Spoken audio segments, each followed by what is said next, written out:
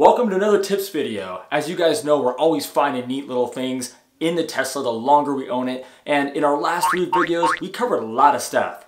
But since then, you guys have submitted all kinds of different tips that you guys thought were important. So I decided let's put them all together in a video here and make sure everyone gets to know about these neat little tips that we all love to find. All right, let's get started. In our previous tips video, we showed you how you can adjust your screen in multiple ways, from grabbing here, dragging all the way down, from putting your finger down here on the music button, dragging up, dragging down. But one of our subscribers mentioned that you can also do something that's kind of neat as well. We know that we can tap this and totally make the music disappear, but there's nowhere else to actually just tap and have it go to a certain spot, except up here in this top bar. He mentioned that if you tap the icon, it drops down, so you just have the controls and display right there, nice and convenient for you. Tap it again, it goes up one, tap it again, goes up another. But we actually can do this from anywhere up on top. You can tap pretty much anywhere on the top and have it right come back down, which I think is a really neat little tip, because when you want to adjust, maybe pick a different streaming thing or whatever and then quickly get rid of it, you don't want it to disappear like that. Instead, what you want is just tap up here, come right back down. That's convenient for you right there, have all your controls, and you're good to go. Now, carrying on with our theme of entertainment, let's say you're watching your favorite Garfield show, because come on, everybody loves Garfield, and you say, you know what, to go with Garfield, I could really use a better temperature, maybe a little warmer, a little colder, and maybe I don't like my screen brightness the way it is, and you want to know how to adjust it. Well, all you got to do is come up here, tap on the top of the screen, well, anywhere on the screen really, just don't do it down here, you're going to start and stop the video. But if you tap up on the top, it's going to display all 3 settings there.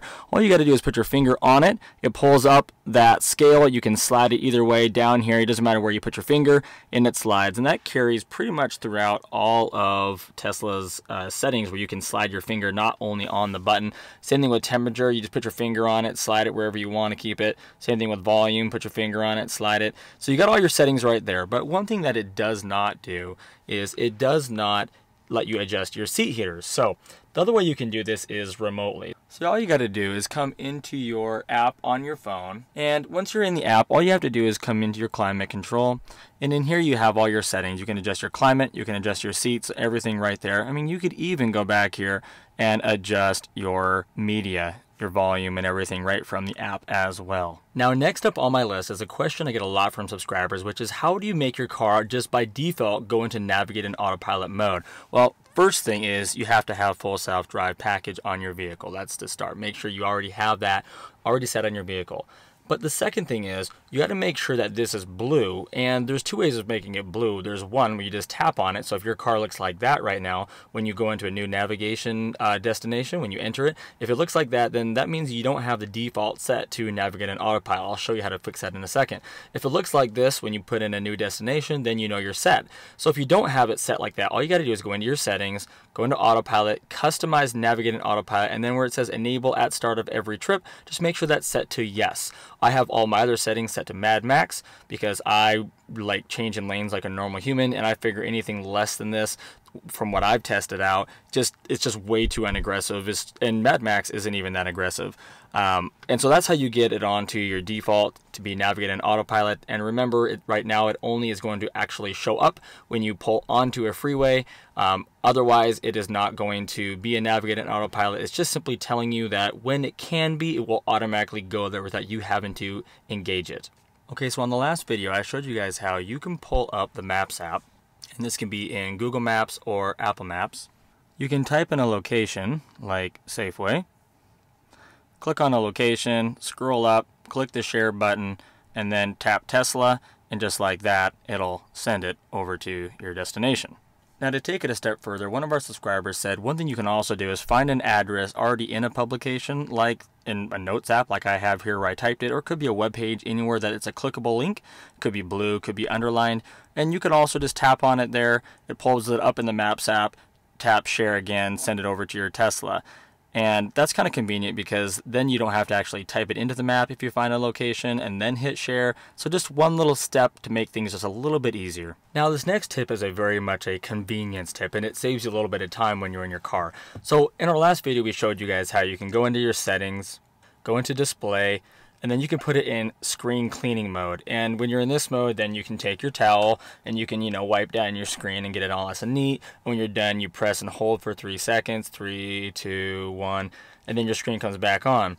So now the reason for cleaning mode is this. Watch what happens if I take this rag and just put it onto the screen without putting it in cleaning mode. It moves it around. It can feel the heat from your finger right through the cloth at that distance, and it is just not enough between you and the cloth.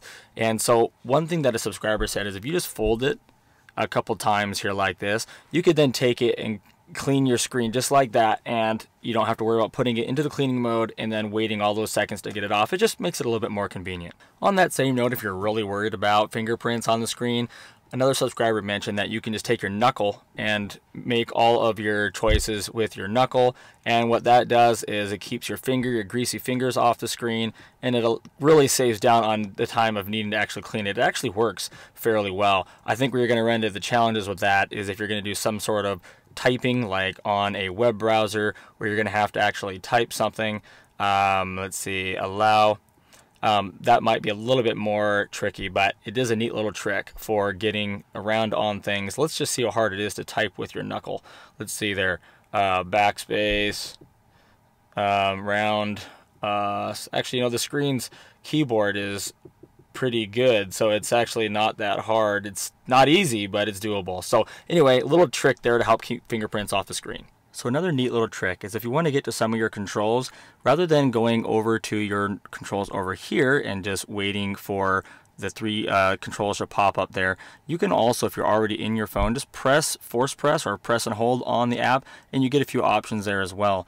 And one thing that we'll talk about in a minute is also if your car is set to scheduled departure mode, it'll also tell you on here your actual departure time, where in the last video I showed you the only way to figure that out was to come into your stats app over here, where it would have told you in the stats app. So this next one is actually really convenient, and I didn't even think about this because I've never actually supercharged my car yet. But what one of our subscribers said was, if you need to warm your battery up quickly, let's say you're up on a mountain pass and your car's been sitting all day and you need your battery to warm up, just simply turning on the heat and all that's not going to warm it up very fast. One thing you can do though is come into your charging and put it to a destination of a supercharger. And what's going to happen is when your car knows it's going to a supercharger, what it's going to do is it's going to get your battery ready. So it's going to get it heating up a lot quicker and getting it ready to go. And by doing this, we'll again get your regenerative braking and all that working a lot quicker. In fact, it'll even put right on your screen a little notification that says preconditioning battery for supercharging. And then of course, you could always change the destination to where you're actually going, not to the supercharger. Now this next one you guys may already know, but just to be sure, what you can do is if you got someone else in the car and you want to have separate temperature controls, all you got to do is just tap on the temperature, hit sync, it'll unsync it because it's no longer blue, and you guys can each now adjust your temperatures separately. If you then want to ever bring them back, you can click on either one of these, whichever you like, and hit sync again, and they come back right to the center. Now this one's more of a functionality type of thing for your pleasure while driving around. But if you come up here to your little screen here of your car, now I'm obviously stopped at my house right now, but I'll show you a clip here of me doing the same thing out on the road. It's really great. If you just simply tap once right on your car, it's going to zoom the full way out. And from there you can go and scroll around, look and see what's all around you. You can see at my house I have a stop sign. That's actually my Vivint security system sign. And behind me here to the bottom right, that cone is actually a lamp post. So either things I don't want to hit. Now here's another one of those little tips that I didn't know that I was glad to know. Let's say that you get in your car and it's just totally fogged up, frozen or whatever. Well, all you got to do is come in here to your front window defroster button, and normally if you just press it, it just sort of turns on the temperature you have the car set at. But if you double tap it and when it's off like this, it goes into high mode and everything just goes full blast, as you can hear, to go and get the car in the best defrost mode possible. Tap it again and it goes back down to the default mode you had it on. Okay, now let's say that you left your windows down on accident and you're not at your car, but you remembered, oh my word, I left my windows down. Watch this. Just go right into your controls on your app and then go to the very top and click close. And just like that, they're right back up. I love that feature because I don't very often have to roll them down, but I often have to roll them back up and I forget. So, cool tip.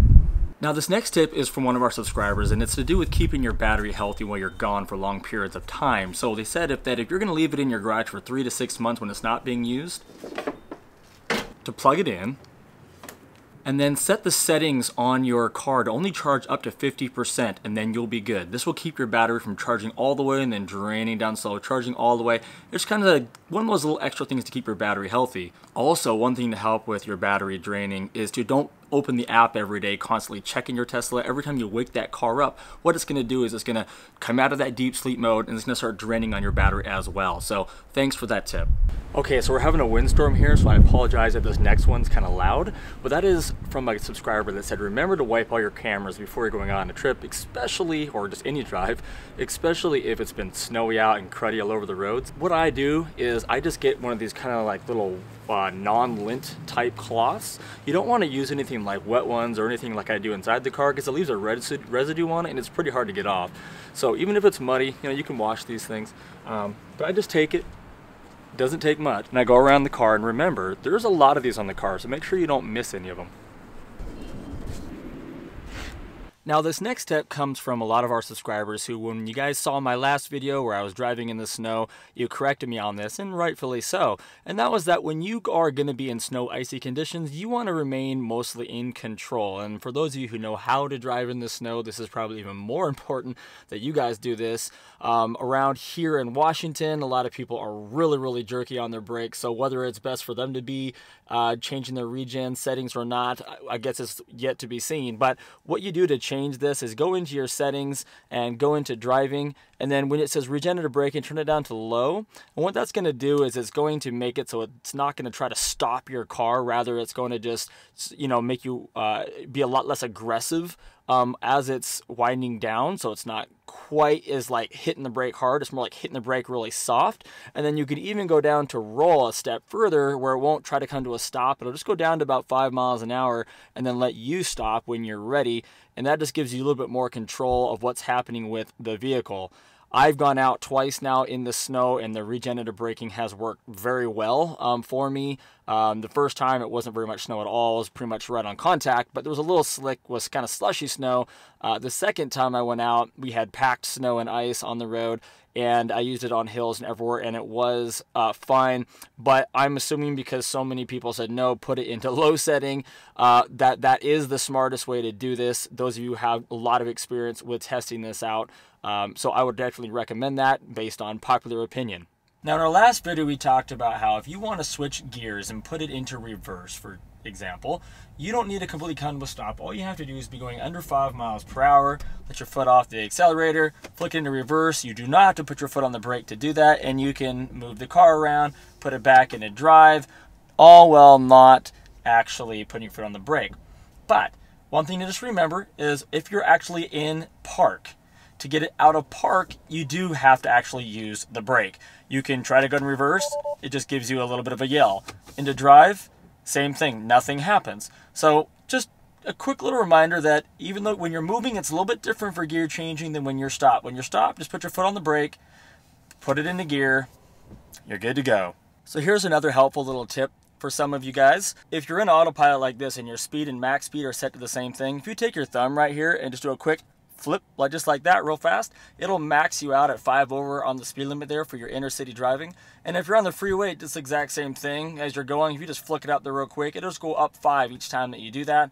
And so I don't know if that's helpful or not, but it's a little tip that I found out that I use all the time. So now on this one, I want to just remind you guys that there is another little thing here. So let's say you're in autopilot and you happen to like jerk the wheel a little bit and take it out of autopilot. That did not disengage your cruise control. So it may feel like you just turned everything off, but you actually didn't. You see this is blue right here circling the 40 miles an hour. That means your adaptive cruise control is still on and your car will still go through a light if you take your foot off of the accelerator. So just make sure that you pull all the way up to disengage everything, or that you put your foot on the brake and that will also disengage. Okay guys, the last little tip. If you use scheduled departure and you've got a time set like I do, it says ready to depart at 8 a.m., but you don't really know when it's going to start charging, all you got to do is come in here and force press on your little Tesla app, and you can see there, it tells you right there when exactly the time is that your car is going to start charging. Also, you could tap the screen here and just scroll over into the widget and it shows it right there as well.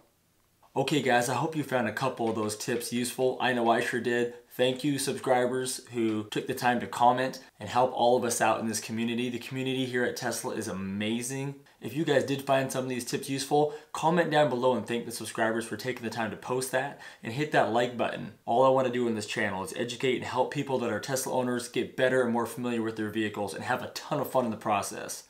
Guys, thanks for watching the video, and I'll see you on the next one. Well, you made it through another one of my videos. Congratulations. If you're already a subscriber to my channel, thank you so much. I really appreciate your support. If you're not a subscriber yet and you like my stuff, just go right down there about an inch, click that subscribe button for me. And very important, don't forget to click the little notification bell so when I post a video, you'll know about it. Now, last thing, if you like this video, please just take a second and hit that thumbs up button for me, or I guess they call it a like button. It actually really helps me out here with YouTube. Okay guys, I won't take up any more of your time. Thanks again, see you on the next one.